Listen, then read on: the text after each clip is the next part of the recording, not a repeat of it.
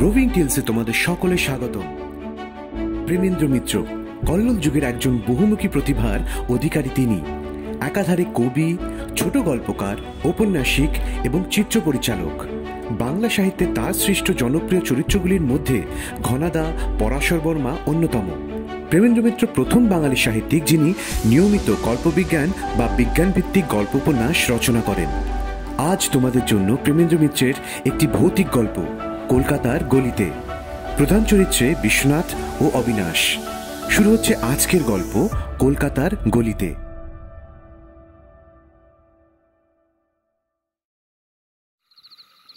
বিশ্বনাথ পাড়াগাঁয়ের ছেলে।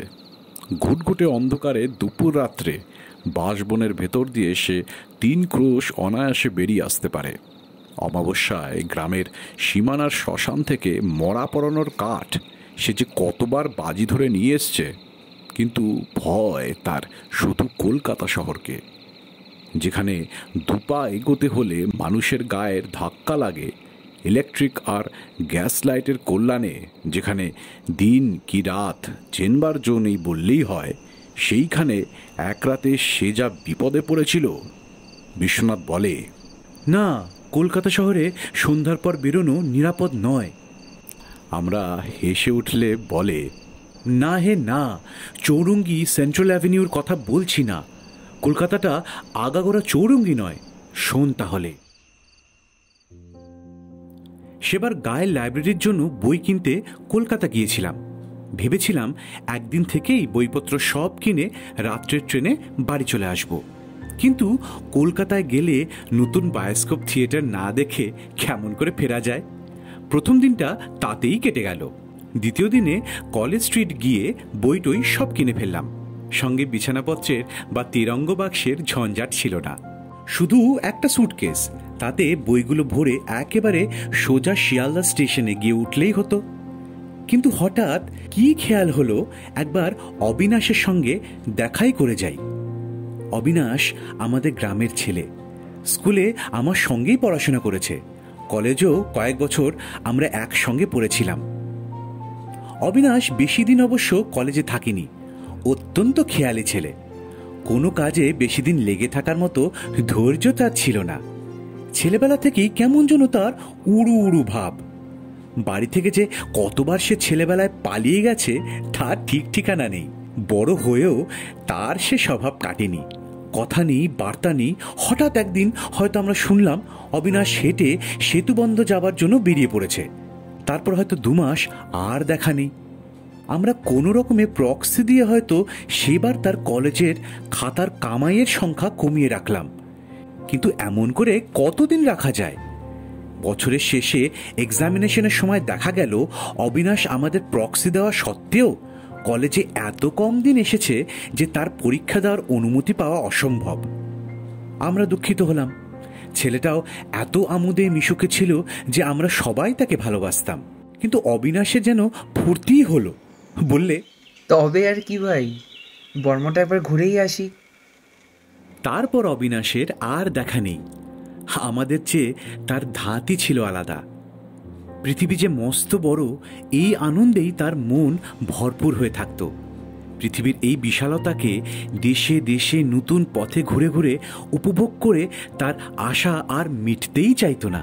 যেসব দেশ সে এখনো দেখেনি, তার আকর্ষণের কথা সে মাঝে মাঝে এমন তন্ময় হয়ে বলতো যে আমাদেরও কখনো কখনো মোহ ধরে যেত। কেমন যেন মনে হতো এই ছোট্ট শহরের ছোট্ট জানা কটি রাস্তায় দুবেলা যাওয়া আসার জীবনের কোনো সার্থকতা নেই। পথ যেখানে অফুরন্ত, আকাশের যেখানে কুল কিনারা নেই, এমন জায়গায় বড় করে বুক ভরে নিঃশ্বাস নিতে না পারলে যেন বাঁচাই বৃথা। কিন্তু আমাদের এই ক্ষণিকের মোহ অবশ্য খানিক বাদেই কেটে যেত। কিন্তু অবিনাশের এই মোহই ছিল সব। মাস 3 আগে আমার গ্রামের ঠিকানায় এই অবিনাশের একটা চিঠি পেয়েছিলাম। একটা গলির ঠিকানা দিয়ে লিখেছিল যে সে অনেক জায়গা ঘুরে ফিরে সে কলকাতায় এই ঠিকানায় আপাতত আছে। আমি এসে যেন তার সঙ্গে দেখা করি। এতদিন বাদে তাকে সেই ঠিকানায় পাওয়া যাবে না জেনেও একবার যেতে ইচ্ছে হলো। বাড়ির নাম্বারটা ভুলে গিয়েছিলাম, কিন্তু গলির নামটা মনে ছিল। ভাবলাম কলেজ স্ট্রিট থেকে বেশি দূরে হবে না। ট্রেনও এখনো দেরি আছে। একবার দেখাই করে যাই, যদি তাকে পাওয়া যায়। একটু খোঁজাখুঁজি করার পর একটা গলি রাস্তায় ঢুকে একজনকে জিজ্ঞাসা করে জানলাম আর একটু গেলেই অবিনাশ যে গলিতে থাকে তা পাওয়া যাবে। রাত তখন বেশি নয়, বড় জোর 8টা হবে। কিন্তু গলি দিয়ে খানিকটা দূরে হেঁটেই একটু আশ্চর্য হয়ে গেলাম। গলি হোক আর যাই হোক, কলকাতার পথ তো বটে, অথচ এই 8টার রাত্রে সেখানে একটি জনপ্রাণীও নেই। ভাবছিলাম খানিক দূরে গিয়ে আবার কাউকে পথ জিজ্ঞাসা করব, কিন্তু লোক কোথায়? তাছাড়া গলিটাও ফুরোতে চায় না। একবার সন্দেহ হলো হয়তো ভুল পথে এসেছি, কিন্তু যে লোকটা আমায় খবর দিয়েছে আমায় ভুল পথ দেখিয়ে তার লাভ কি? নির্জন রাস্তায় চুরি ডাকাতি? কিন্তু আমার কাছে কি এখন 1,50,000 টাকা আছে যে চোরেদের ষড়যন্ত্র করতে হবে? আমার সাজ পোশাক দেখেও বড়লোক বলে ভুল করবার কোনো সম্ভাবনা নেই। তবে আরও খানিকটা এমনি করে এগিয়ে গেলাম। পথ তেমনই নির্জন। বাতিগুলো কি এ পথের মিটমিট হতে হয়? একে গ্যাস পোস্টগুলো অত্যন্ত দূরে দূরে, তার উপরে কী কারণে জানি না আলো তাদের এত ক্ষীণ যে রাস্তায় আলো হওয়া তো দূরের কথা, সেগুলো যে জ্বলছে এটুকুই বুঝতে কষ্ট হয়। খাস কলকাতার ভেতরে এমন রাস্তা আছে কে জানতো?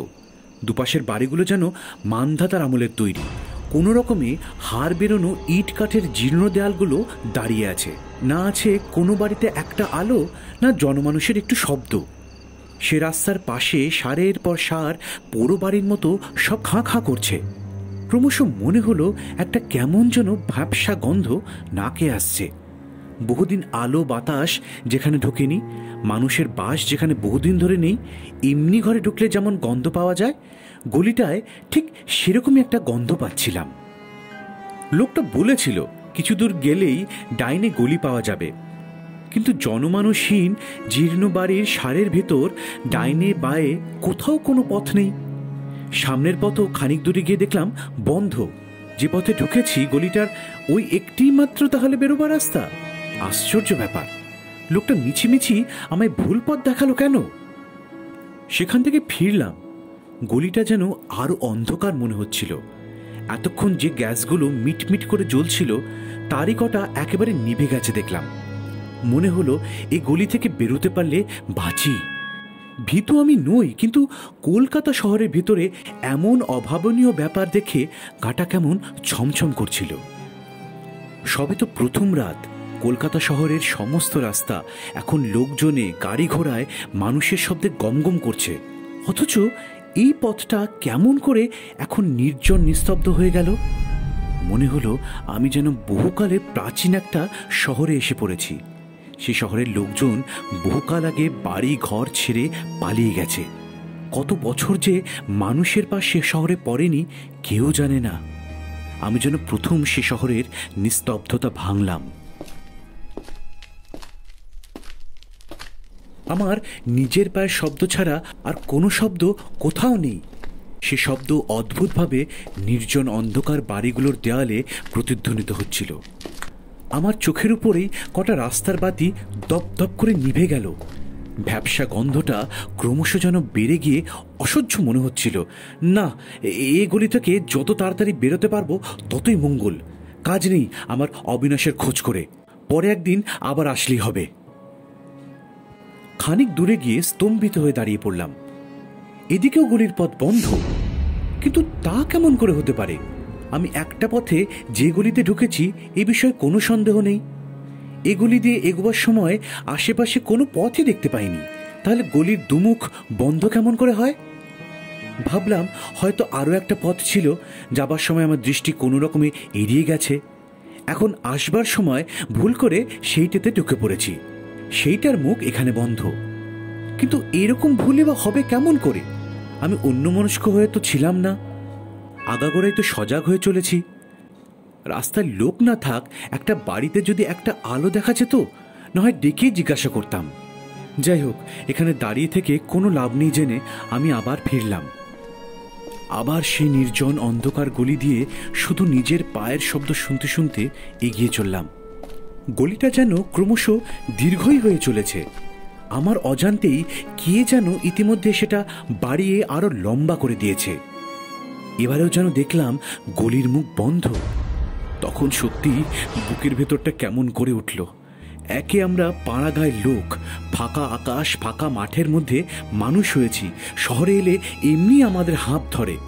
তার উপরে এই ভ্যাপসা গন্ধভরা অন্ধকার গলি, চারিদিক থেকে সে যেন আমাকে জেলখানার মতো বন্দি করে ফেলবার ষড়যন্ত্র করছে। উপরে চেয়ে যে একটু আকাশ দেখতে পাবো তারও জো নেই। এমন একটা ধোঁয়াটে কুয়াশায় বাতাস আচ্ছন্ন হয়ে আছে, তার ভেতর দিয়ে একটা তারাও দেখা যায় না। যত এই অদ্ভুত ব্যাপারটা ভাবছিলাম মাথাটা ততই গুলিয়ে আসছিল। কি করব কিছুই ভেবে পাচ্ছিলাম না। সুটকেসটা বইয়ের ভারে বেশ ভারী ছিল, সেটা বয়ে বয়ে বেশ ক্লান্তই মনে হচ্ছিল নিজেকে। এমনি করে আর খানিকক্ষণ ঘুরতে হলে তো ক্লান্তিতেই বসে পড়তে হবে। হঠাৎ বুকটা ধড়াস করে উঠল। দূরে একটা মিটমিটে বাতির তলায় একটা লোক দাঁড়িয়ে আছে না? তাড়াতাড়ি সেদিকে এগিয়ে গেলাম। এই তো আমাদের অবিনাশ। এতক্ষণের ভয় ভাবনা নিমেষে ভুলে গেলাম। আনন্দে চিৎকার করে তার নাম ডাকতেই সে চমকে তাকালো। বললাম, কি আশ্চর্য, তোর খোঁজ করতেই এই 1 ঘন্টা এই গলির ভেতরে ঘুরে হয়রান হচ্ছি। বাবা, কি অদ্ভুত গলিতে থাকিস তুই, ঢুকে আর বেরোনো যায় না। অবিনাশ একটু হেসে বললে, এসেছিস তাহলে ঠিক। বললাম, এসেছি আর কই, তোর দেখা না পেলে এই গলির ভেতরে তোর বাড়ি কি খুঁজে বার করতে পারতাম? সে কথার কোনো উত্তর না দিয়ে অবিনাশ বললে, আমায় তাহলে তোর মনে আছে ভাই? মনে থাকবে না কেন রে? না ভাই, মনে থাকে না। অথচ মানুষ যেটুকু মনে করে রাখে তার ভেতরেই আমরা বেঁচে থাকি। আমি হেসে বললাম, ছিলি তো ভূপর্যটক, আবার দার্শনিক হলি কবে থেকে? যাক, এখন তোর বাড়ি চল, তোর সব গল্প শুনতে চাই। অবিনাশ কেমন যেন একটু নিরুৎসাহ হয়ে বললে, আমার বাড়ি? আচ্ছা চল। আমার চিঠি পেয়েছিলি? হ্যাঁ, সে তো 3 মাস আগে। তোর জন্য কত দিন অপেক্ষা করেছিলাম, তারপর আবার বেরিয়ে পড়েছিলাম। আবার? তাহলে ফিরলি কবে? অন্যমনস্কভাবে অবিনাশ বললে, এই আজ। এই আজ? আবার গেছিলি কোথায়? বলছি চল। সেই নির্জন গলি দিয়েই আমরা এগিয়ে চলেছি, কিন্তু আর তখন আগের কথা কিছুমাত্র মনে ছিল না। অবিনাশ বলতে লাগলো, এবারে ভাই গেছিলাম বহু দূর। খিদিরপুরের ডকে বেড়াতে বেড়াতে একদিন সুন্দর একটা জাহাজ দেখলাম। সুন্দর বলতে নতুন মনে করিসনি যেন। জাহাজটা অনেক পুরনো, নোনা জল লেগে লেগে তার গায়ের রং চটে গেছে। মাস্তুলগুলো বহু দিনের পুরনো, চিমনিগুলো ধোঁয়ায় কালো হয়ে গেছে। আগাগোড়া জাহাজটা দেখলেই মনে হয় বহুকাল ধরে পৃথিবীর কত সমুদ্র সে যেন পাড়ি দিয়ে ঝুনো হয়ে গেছে। তার চেহারাতেই কেমন একটা ভবঘুরে রুক্ষ রুক্ষ ভাব, সেইটাই তার সৌন্দর্য। তারপর শুনলাম যে এখান থেকে মাল নিয়ে যাবে জবদ্বীপে। তখন আর লোভ সামলাতে পারলাম না। জবদ্বীপ, নারকেল আর তাল গাছের সার তীর পর্যন্ত এগিয়ে এসেছে সমুদ্রকে অভ্যর্থনা করতে।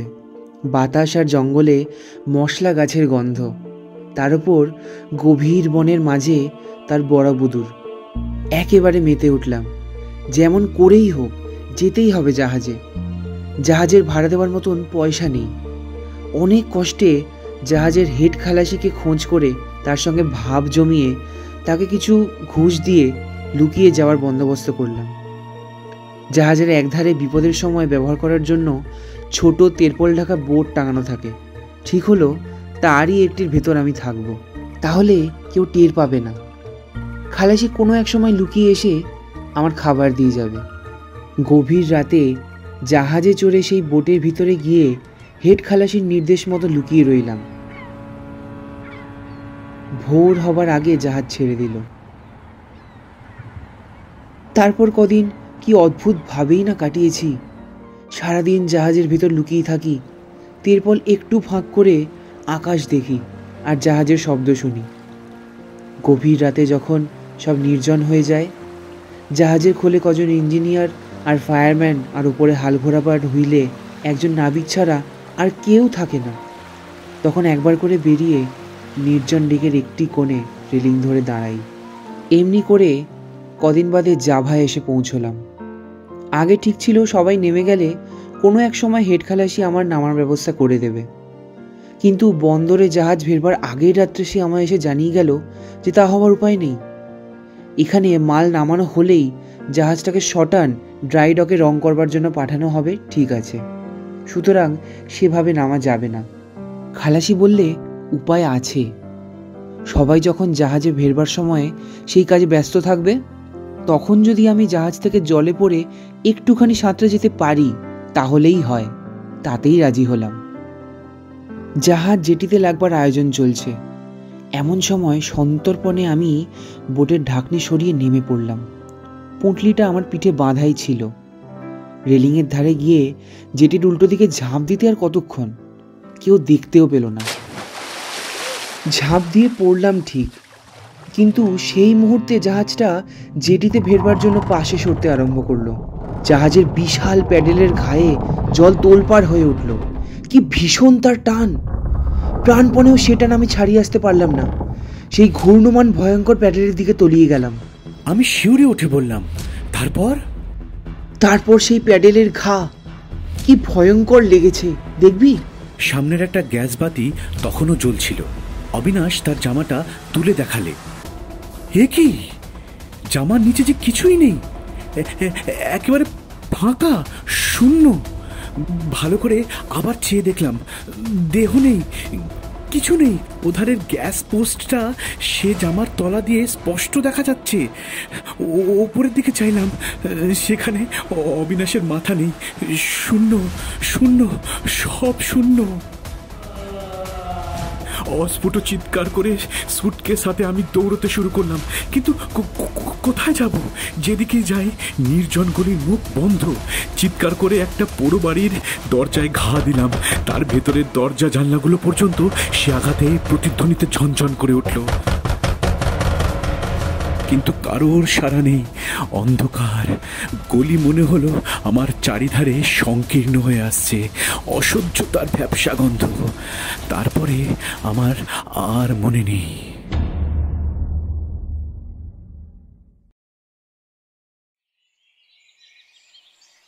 যখন জ্ঞান হলো তখন দেখি কে একজন আমায় বলছে, उतरे बाबू, ये शियालदा स्टेशन है। শিয়ালদা স্টেশন? অবাক হয়ে দেখি আমি আমার সুটকেস সমেত একটা রিকশায় বসে আছি। সামনে শিয়ালদা স্টেশন। নেমে পড়ে তার ভাড়া চুকিয়ে দিলাম, কিন্তু কখন কেমন করে যে আমি রিকশায় উঠেছি কিছুই মনে করতে পারলাম না। তারপর খোঁজ নিয়ে জেনেছি অবিনাশ 2 মাস আগে জাভার বন্দরে অমনি করেই মারা গেছিল।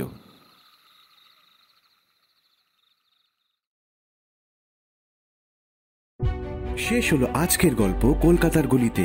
রচনায় প্রেমেন্দ্র মিত্র, অবিনাশের ভূমিকায় সিদ্ধান্ত, গল্পের সূত্রধার কথক ও বিশ্বনাথের ভূমিকায় আমি শীর্ষেন্দু। কেমন লাগলো তোমাদের এই গল্প অবশ্যই কমেন্টস করে জানিও। ভালো লাগলে চ্যানেলটি শেয়ার ও সাবস্ক্রাইব করো। শেষে আমার অন্তরের কৃতজ্ঞতা দীপায়নকে আমার পাশে থাকবার জন্য। খুব শিগগিরই আবার একটা গল্প নিয়ে হাজির হব তোমাদের কাছে। ভালো থেকো সকলে।